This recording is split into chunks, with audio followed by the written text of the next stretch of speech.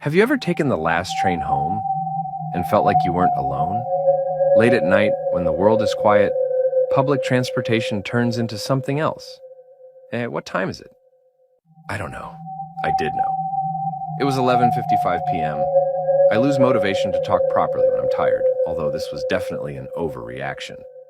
At most, it would have taken an extra second to tell him the time, but I wasn't really thinking. I just wanted to get home, ignoring all social interactions. I didn't even look up to see this man's face. He left without saying anything, limping as he walked, leaving me alone at the bus stop, waiting for the final departure of the night. A single minute past midnight was the usual time on the schedule, although it's almost always late, despite only ever having a few passengers at most. My late shift at work had me used to these empty hours of the night. This specific part of town lacked in nightlife entertainment, leaving little reason to be out after dark. The shops were long closed, waiting for the bustling environment of the next morning. Until then, they remained silent. Some had their lights on all night long, spilling echoes of life into an otherwise inactive street. If the rapture occurred with me at this bus stop, it would take a long while for that news to reach me, as I simply continue waiting for an ever later, never arriving bus. These are the kind of thoughts I have as I wait in the dark for the bus. The occasional breaks in these thoughts are often caused by me checking the digital sign above me, displaying an estimated time for all upcoming departures. Expecting to see 5 minutes, or perhaps a more delayed 10 minutes, I hadn't planned on having to read a whole sentence. So, as I finished checking the sign, only then did my mind realize that it had not even seen a number. I had checked the sign but did not comprehend the content. My double take showed me what I had missed. The next bus is not real. Do not board. I stared for a moment before looking around. What I expected to see, I do not know. Perhaps some pranksters giggling at their work, or more sinisterly, a shadowy figure looming over to guide this paranormal event. Nothing. I saw nothing. The same street I had become familiar with had nothing new. It remained empty, with me as its only sign of life. So, I waited. It was 11:59 p.m. by this point, so only 2 more minutes remained. On time for what may have been the first time ever, the bus arrived. A single minute past midnight, and here it was. Pulling around the corner, approaching the stop, I put my hand out to signal my need to board, feeling relieved that my only way home hadn't been canceled. As the bus approached, I noticed the dark interior. The headlights were on, but the lights inside were all off. I could not make out whether any passengers were on board, or even who the driver was. Being a regular, I know most of the final route drivers, but this time it was anybody's guess. I got onto the bus, putting down the same change I always do. Bit dark, isn't it? Nobody replied as the doors closed behind me, and the bus continued its way forward. I smiled awkwardly despite knowing that the driver could not see me, and found a seat. I never found out whether there were any more passengers, but I can only hope that nobody else had to go through these next events. Almost immediately, I noticed stops being omitted from the route. A turn missed here, a completely wrong turn taken there. A panic set in that I had somehow gotten onto the wrong bus, despite knowing for a fact that the bus I always get is the only local one that runs this late. Convincing myself that an unfortunate series of road closures had occurred, I remained calm and waited it out. And after 10 minutes of this, we had circled back to the stop I'd boarded at. In front of us, I noticed a more normal bus. The bus I was supposed to board. The lights were on, with a few passengers. It was waiting at the stop. I spoke slightly louder than the rumble of the engine. "Excuse me, can I get off? I'm on the wrong bus." No answer as we slowly passed the correct bus. I could see the passengers inside all staring ahead. My gaze followed theirs, meeting at an ambulance, parked just slightly in front. A small group of paramedics knelt down, in the beam of the bus headlights, surrounding a body on the floor. I couldn't make out the body's face, as it was just out of sight, although one leg looked twisted. The passengers looked distraught, whilst the bus driver stood talking to the paramedics. I stood up. I need to leave at the next stop. As I spoke, I pressed the bell, and the only sign of any internal lights lit up at the front of the bus. Stopping. The sign, then immediately turned off. Subsequent bell presses neither made the sound nor lit up the sign. The bus sped up suddenly, and the force pushing me back into my seat. As I tried to stand up again, the wheels screeched as we turned a sharp corner without seeming to slow down at all. Again, the force pushed me back down. The speed continued to rise. The wheels on the bus went faster and faster until the outside world became simply a blur. I had never seen a car go this fast, let alone a road vehicle as large as this. I thought for sure that I was going to die, right there. "What are you doing?" I found myself yelling out amid the panic. The driver, for the first and last time, spoke. "I don't know." My mind raced almost as fast as my body was being thrown about. The world beyond the window soon morphed into a void of black, although the effects of our speed were still evident on my body. As the velocity pushed me in all directions, it felt as though we had somehow gotten even faster, although this may have been the darkness forbidding my eyes of any reference for our true speed. We came to a sudden stop as I fell forward. The fall was violent, but still not as bad as you'd expect for a speed change of that magnitude. My nose hit the floor, causing a great deal of pain. I stood up, holding my face, trying to regain my balance. As the dizziness subsided, I began to notice where I was. We were outside my home. The bus stop I get off at is a 5-minute walk from here. Yet here we were, directly outside my house. The doors gently opened. Despite my desire to leave as fast as possible, I found myself walking to the front of the bus. As I reached the door, I stopped, turning around slowly to face the still shrouded in darkness bus driver. I spoke what I always do. "Thank you." I stepped onto the pavement outside as the doors closed behind me, followed by the bus driving forward into the darkness. I looked down at my watch, a minute past midnight. Ethan had taken the same bus home for years. It was routine. 7:45 p.m., Route 16, the same driver, the same stops. He usually sat in the middle, put on his headphones, and zoned out until his stop. That night, the bus was nearly empty. A woman sat near the front, staring out the window. A man in a business suit sat across from Ethan, clutching a briefcase. Everything seemed normal, until he realized the bus wasn't stopping.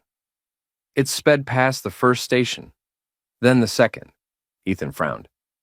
Maybe the driver had missed them by accident? But then the third stop came and went without slowing down. He glanced at the woman near the front. She hadn't moved. The businessman still clutched his briefcase, staring straight ahead. No one seemed to notice. Ethan pulled out his phone and checked the time, 8:12 p.m. He should have been home by now.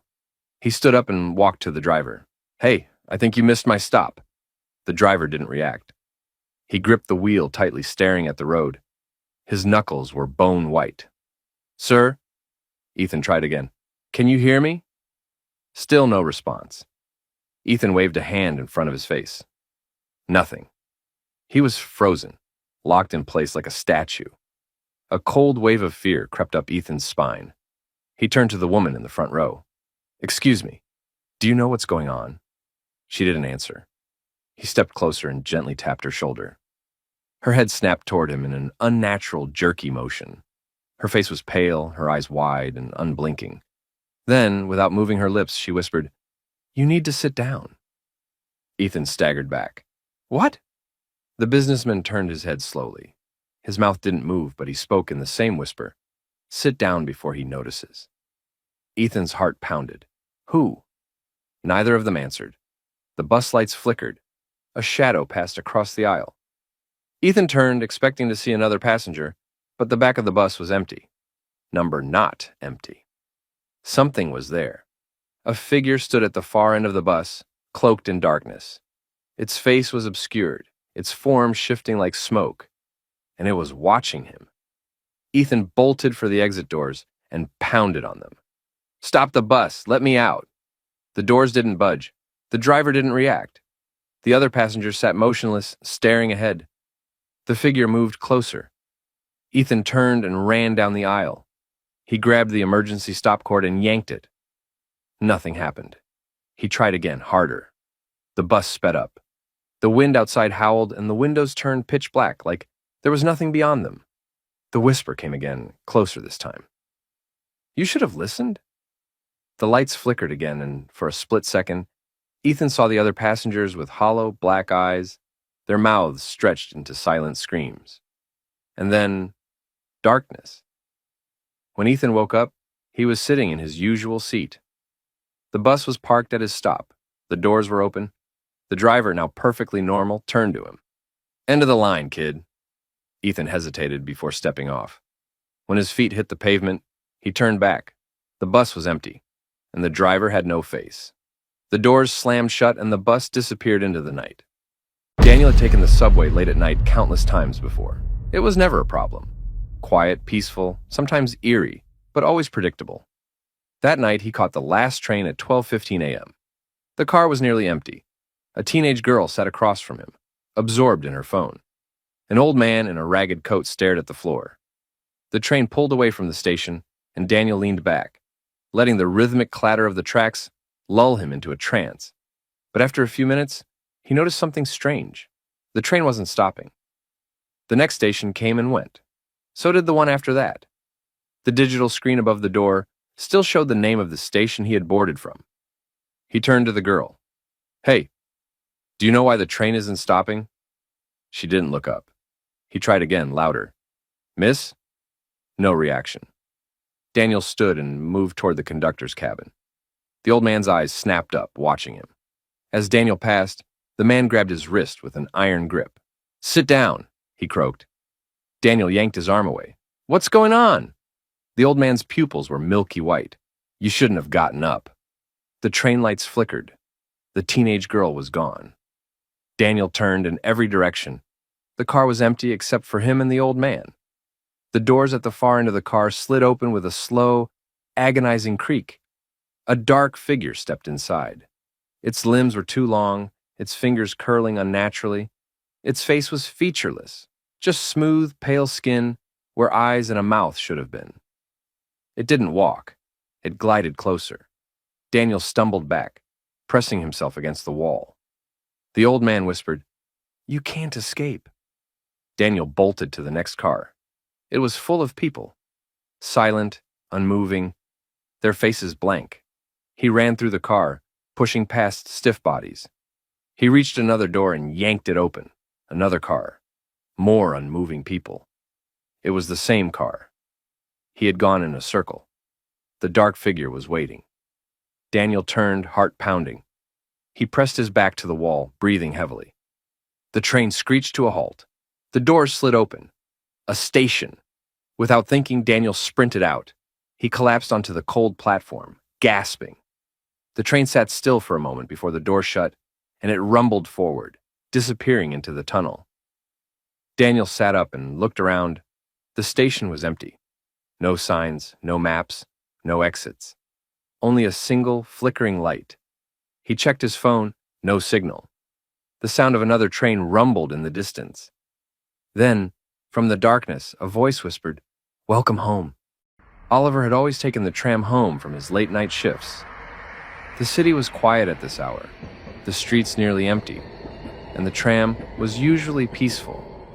He enjoyed the solitude, the hum of the tracks beneath him, the dim glow of the streetlights passing by. That night, the tram was almost deserted.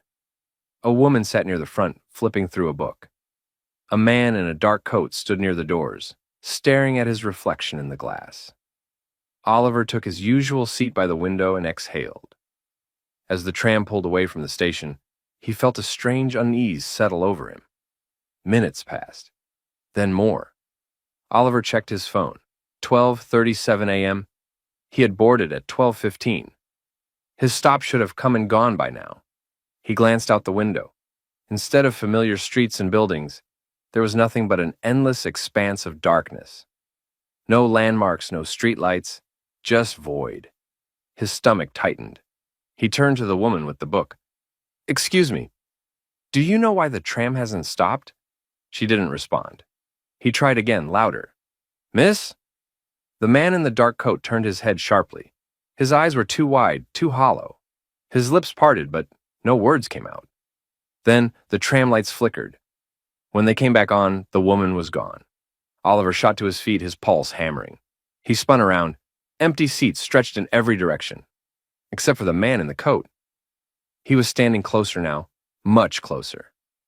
Oliver backed up. What is this? Where are we? The man tilted his head, his mouth twitching as if trying to form words. Then, in a voice that wasn't entirely human, he whispered, "You were never supposed to be here." The tram shuddered. The windows darkened further, like ink spilling over glass. Oliver stumbled toward the emergency button and slammed his palm against it. Nothing happened.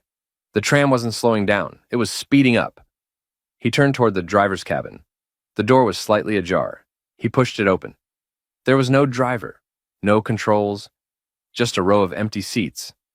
His breath came in short, panicked bursts. He turned back to the main car. The man in the coat was gone. But Oliver was no longer alone. Rows upon rows of passengers filled the tram. Their faces were blank, their eyes black voids. They sat in perfect silence, motionless. A whisper crawled through the air. "Take a seat." Oliver turned to run, but the tram lurched violently. The world outside the windows twisted and spun, shapes forming and dissolving like smoke. He gripped a pole, trying to stay upright. "Let me out!" he shouted. The tram jerked to a sudden stop. The doors slid open. A station. But not one Oliver recognized. The platform was cracked, covered in dust. The walls lined with flickering dim lights. There were no signs, no exits. Only an endless corridor stretching into darkness. A whisper came from the depths of the station. "Time to get off." Oliver hesitated. He turned back toward the tram. It was empty. The seats, the windows, the walls. Gray and lifeless, like an abandoned relic. The tram let out a low, shuddering groan. The doors began to close. Panic surged through Oliver. He had no choice. He stepped onto the platform. The tram pulled away, disappearing into the tunnel. Silence. Oliver turned toward the corridor. The lights flickered, one by one, leading him deeper into the unknown.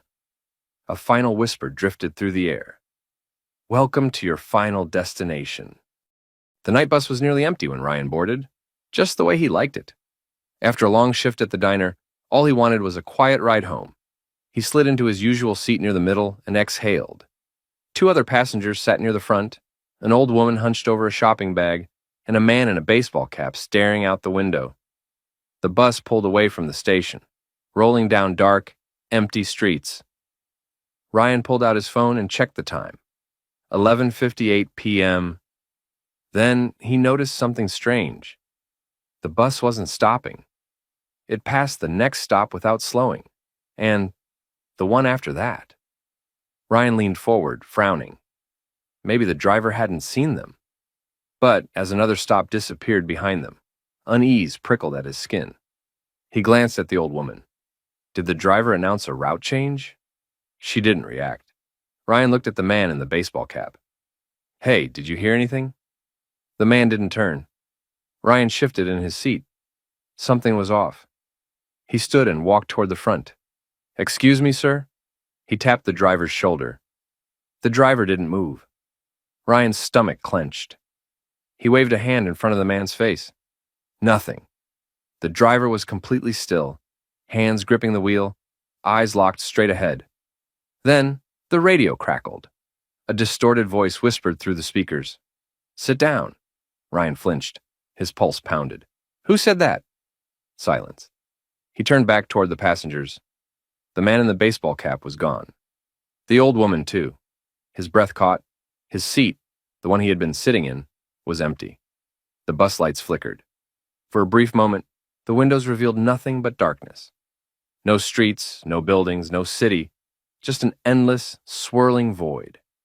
Ryan's knees went weak. He stumbled back toward the middle of the bus. He had to get off.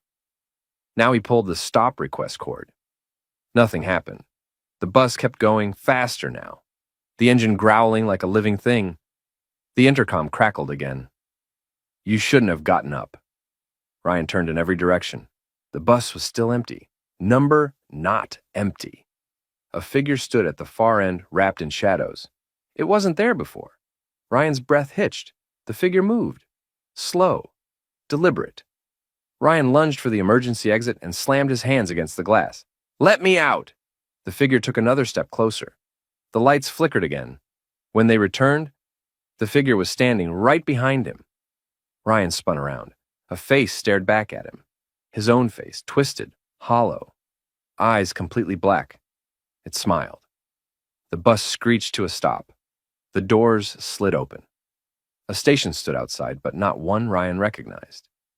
The sign above the platform was blank. Ryan turned back to the bus. It was empty again. The driver, the seats, everything. Dust-covered, like it had been abandoned for years. A whisper curled through the air. "Time to go home." Ryan stepped off the bus. The doors slammed shut. The vehicle pulled away, vanishing into the blackness. He turned to look at the station. A long, endless hallway stretched before him. Flickering lights buzzed overhead. In the distance, footsteps echoed. Someone was waiting for him? Ryan's footsteps echoed through the desolate hallway, swallowed by the flickering lights above. His breath was shallow, his pulse hammering in his ears. There was no turning back. The bus was gone, and the station stretched infinitely before him. The air felt heavy, charged with something unseen. The footsteps ahead grew louder, closer. A shadow moved at the far end of the corridor. Ryan hesitated, but something urged him forward. A force stronger than fear, stronger than reason. As he took another step, the lights above flickered again, this time plunging the hallway into complete darkness. Silence. Then, a whisper. "You're home now." The lights snapped back on. The hallway was gone. Ryan stood in front of his apartment door. His hands trembled as he reached for the handle. He stepped inside.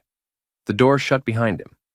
Somewhere in the reflection of a darkened window, something watched, and it smiled. Michael had taken the subway home every night for the past 5 years. He knew the system by heart. The last train always came at 12:05 a.m., and he'd be home by 12:40. That night he was late. He sprinted down the stairs just in time to see the train doors sliding shut. He cursed under his breath. Then, to his surprise, another train pulled into the station. It looked identical to his usual line, except the doors were already open, waiting for him. Michael hesitated. There was no announcement, no other passengers waiting. The train didn't even make a sound as it arrived. But he was exhausted. He had no choice. He stepped inside. The doors shut immediately. The car was empty. No advertisements on the walls, no maps, no signs. Just rows of gray seats. The train moved. Michael sighed and leaned back. Maybe it was an express train? That would explain why no one else was on board. But after a few minutes, he noticed something. The train wasn't stopping. It should have reached the next station by now. He checked his phone, no signal. He stood and walked toward the conductor's cabin. "Excuse me." No answer. He knocked. "Hello? Where are we going?" Silence. Then the train dropped. Not like a normal descent, it fell. Michael slammed against the wall as gravity yanked him down. His stomach lurched. The windows blurred, showing flashes of strange, twisting tunnels. The train wasn't moving forward anymore. It was going down. Panic surged through him. He grabbed onto a pole, heart racing. What the hell is happening? Then, it stopped. The doors slid open. A station. But not any station Michael had ever seen. The walls were smooth and black, like polished stone. Strange symbols covered every surface, glowing faintly. The platform stretched endlessly in both directions. There were no people, no exit signs. Michael swallowed hard. He wasn't supposed to be here. Then, he heard it. A sound like wet footsteps, coming from the dark tunnel beyond the platform. Something was approaching. Michael turned back to the train. The doors were still open, but the car was no longer empty. Rows of passengers now filled the seats, motionless, silent, their faces hidden in shadows. And they were all looking at him. A voice echoed from the tunnel, low and rasping. "You missed your stop." Michael ran. He bolted down the platform, searching for an exit. His footsteps echoed in the endless station. Then, He saw it. A single escalator leading up. He sprinted toward it. The sound of footsteps behind him grew louder. He didn't dare look back. He jumped onto the escalator. It was moving up, fast, too fast. The glowing symbols on the walls blurred past him. Then, a blinding flash. The next thing Michael knew, he was standing in his usual subway station. The 12:05 train pulled in. Commuters rushed past him like nothing had happened. Michael turned back. The escalator was gone, and in its place, scrawled on the station wall, was a single glowing word: next time.